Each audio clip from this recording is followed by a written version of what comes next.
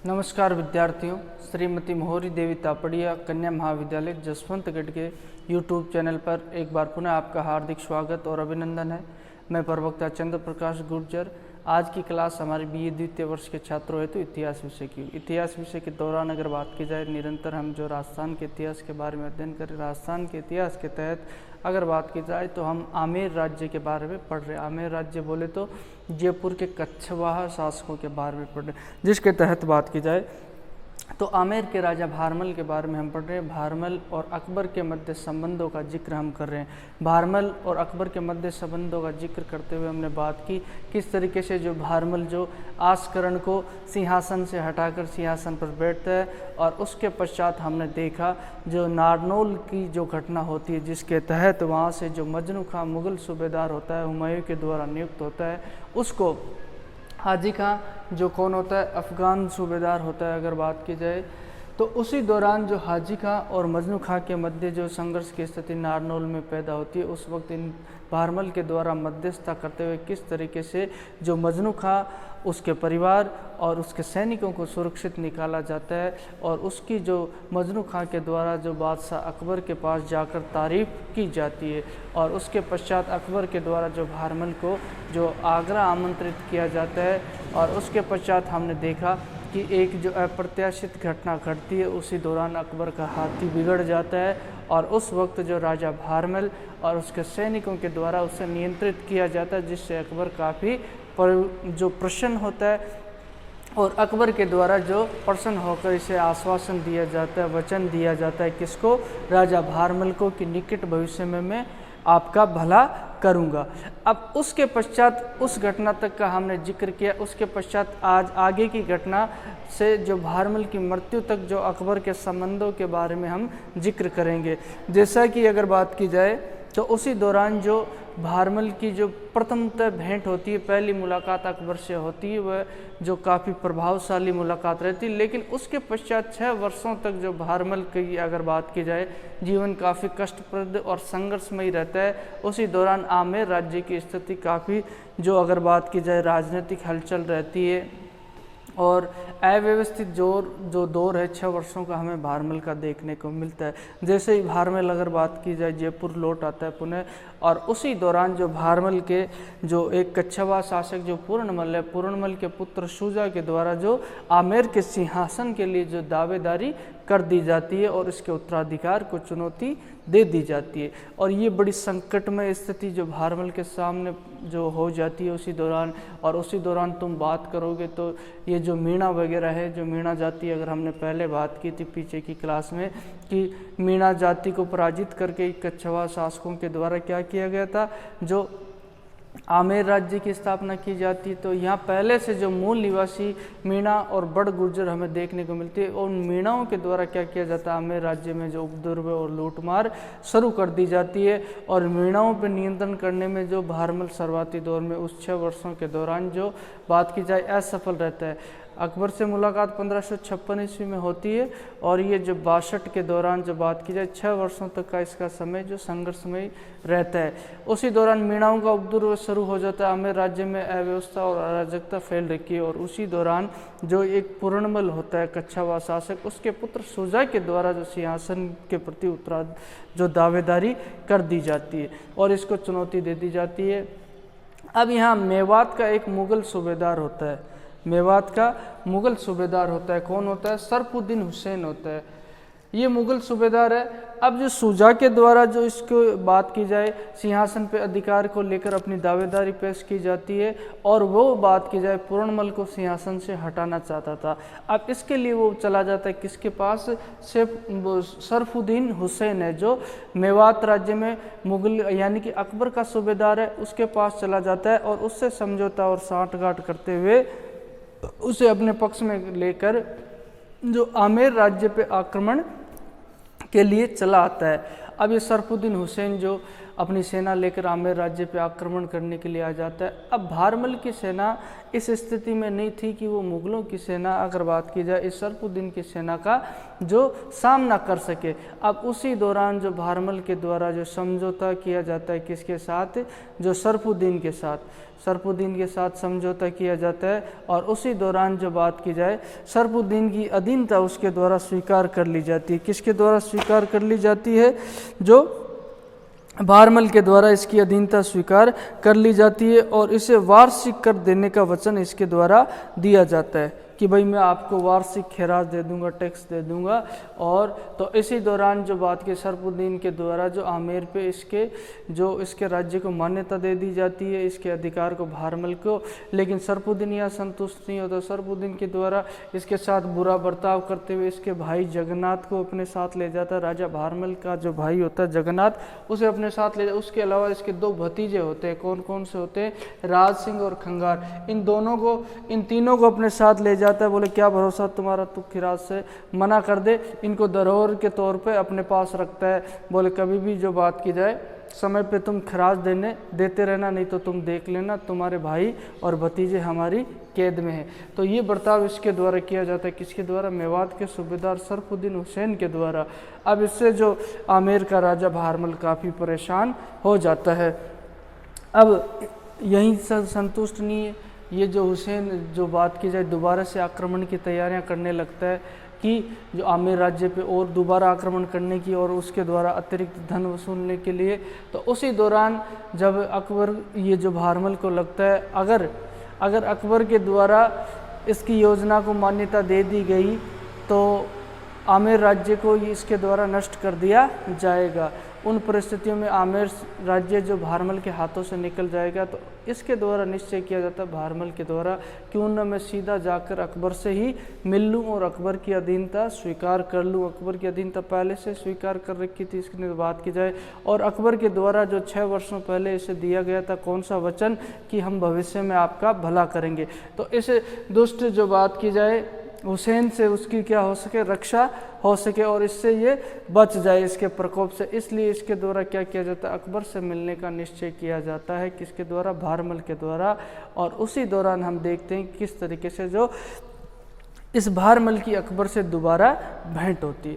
अब संयोगवश क्या होता है, उसी समय के दौरान जो अकबर क्या है, धार्मिक तीर्थ यात्रा के दौरान जो आगरा से अजमेर के लिए रवाना होता है, ये अजमेर की तरफ आ रहा है। तो उसी दौरान जो इसके द्वारा निश्चय कर रखा है, इसे जो मेवात का सूबेदार काफ़ी परेशान कर रहा है, कौन, जो ये सरफुद्दीन हुसैन है। तो अब इसके द्वारा मीटिंग तय की जाती है कि अकबर से हमें मिलना है। और ये जो जयपुर के पास सांगानेर है, क्षेत्र के आसपास ढूंढाड़ से जो निकलता है, तो सांगानेर के पास ही जो अकबर से मिलता है।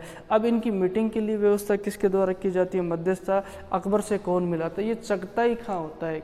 चगताई खां मुगल दरबार का अधिकारी है और ये भारमल से इसकी मित्रता होती है। भारमल उस वक्त जब जाता है ना, 6 वर्ष पहले बात की जाए, मजनू खां के द्वारा जो इसकी प्रशंसा की जाती है, तो उसी वक्त ये चगताई खां इसके संपर्क में रहता है, किसके, भारमल में। और भारमल का जो मित्र होता है, इसके द्वारा मध्यस्थता करते हुए जो अकबर से मिलाने का कार्य इसके द्वारा किया जाता है। किसके द्वारा किया जाता है, चगताई खां के द्वारा अकबर से भेंट करवाई जाती है। किसकी, जो भारमल की जो बात की जाए। और ये सांगानेर के पास, जो जयपुर में सांगानेर, जो बात की सांगा जो शासक होता है कच्छवा, उसके द्वारा ही बसाया गया।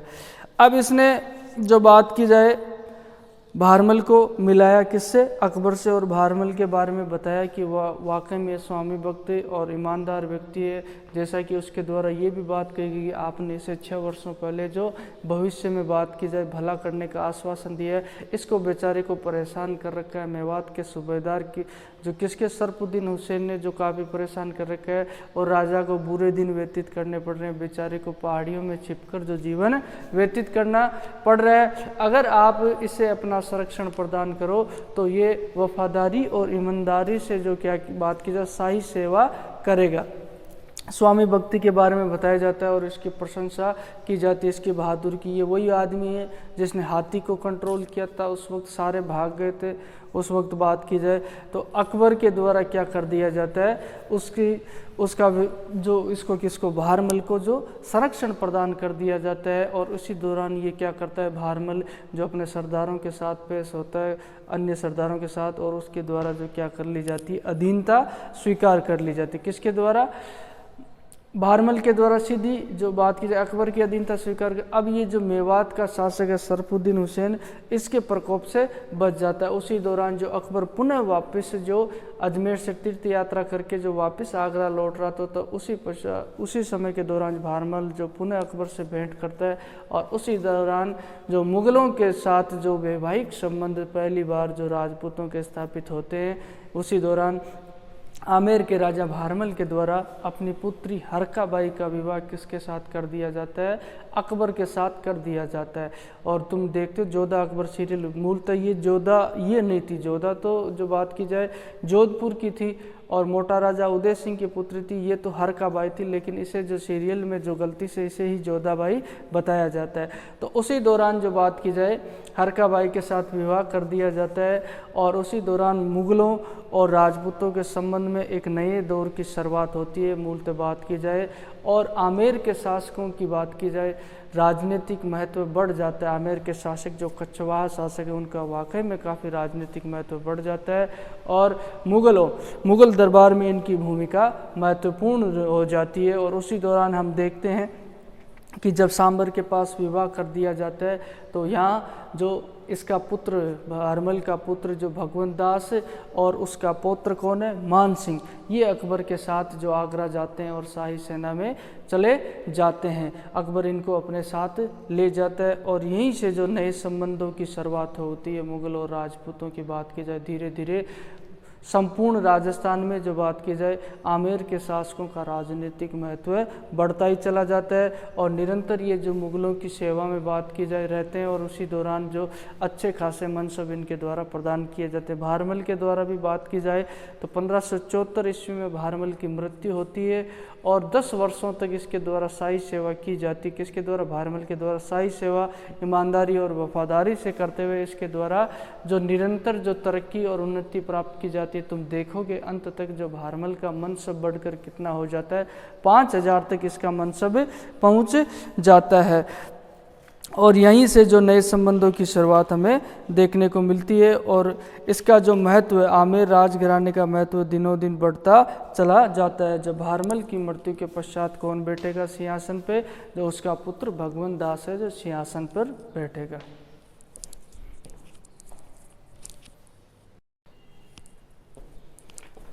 तो विद्यार्थियों, आज की क्लास में बात की जाए तो हमने आमेर के राजा जो शासक है भारमल के बारे में बात की, और भारमल के समय से ही जो बात की जाए आमेर राज्य का राजनीतिक महत्व बढ़ता है, और उसी दौरान उसके द्वारा जो भारत की केंद्रीय सत्ता जो सेंटर पावर है और परम सत्ता जो मुग़ल होते हैं, जो मुग़लों की उस समय जो मुग़ल शासक जो अकबर होता है वो काफ़ी उसकी स्थिति सुदृढ़ हो जाती है। उससे वैवाहिक संबंध स्थापित करते हुए, उसकी अधीनता स्वीकार करते हुए एक जो संबंधों को नई दिशा इसके द्वारा दी जाती है। और दिनों दिन हम देखेंगे कि उसके पश्चात जो इनके संबंधों में प्रगाढ़ता आ जाती है, और जो भारमल की भूमिका काफ़ी महत्वपूर्ण। भारमल के पश्चात हम देखेंगे इसके पुत्र भगवंत दास की और इसके पुत्र मान सिंह की जो मुग़ल काल के दौरान काफ़ी महत्वपूर्ण भूमिका रहती है। और मुख्यतः बात की जाए हम राजा मान सिंह और जय सिंह के बारे में पढ़ेंगे। तो आज की क्लास में हमने जो भारमल तक पढ़ा, और उसके पश्चात अगले शासक जो भगवंत दास के बारे में हम जिक्र करते हुए मान सिंह के बारे में पढ़े। अब मान सिंह के सेवा कालों को हम देखेंगे कि उसके दादा के समय उसका सेवा काल मुग़ल दरबार में कैसे रहता है, उसके पिता के समय कैसा रहता है, जब वह खुद सिंहासन पर बैठता है तो उस समय जो कैसा रहता है। अब मूलतः देखा जाएगा जो आमेर के शासकों और राजपूतों के बीच आमेर के राजपूत शासकों और मुग़लों के बीच संबंधों की हम चर्चा करेंगे। तो ये कहानी रहती है भारमल की। उम्मीद करता हूँ कि आपको बेहतर तरीके से समझ में आई होगी, और वैसे भी आप इंटरेस्टिंग रूप से जो अपनी बुक को पढ़ते रहिए, और भी कोई आपके जो किसी तरह के डाउट्स वगैरह हो तो आप निसंकोच पूछ सकते हो। तो बोलिए, यहाँ तक आपको कोई चीज़ समझ में नहीं आई, किसी तरह की समस्या या शंका हो तो आप जो शैक्षणिक व्हाट्सएप ग्रुप के माध्यम से अपनी बात मुझ तक पहुंचा सकते हो। आज की क्लास में बस इतना ही, और आगे की क्लास में हम क्या पढ़ेंगे, जो इसके पश्चात शासक बनता है कौन, इसकी मृत्यु होने के पश्चात भारमल की 1574 ईस्वी में भगवंत दास बनता है। भगवंत दास के बारे में पढ़ेंगे और उसके पश्चात हम मान सिंह को पढ़ेंगे। तो आज की क्लास के लिए बस इतना ही, और सभी विद्यार्थियों का एक बार पुनः बहुत बहुत धन्यवाद।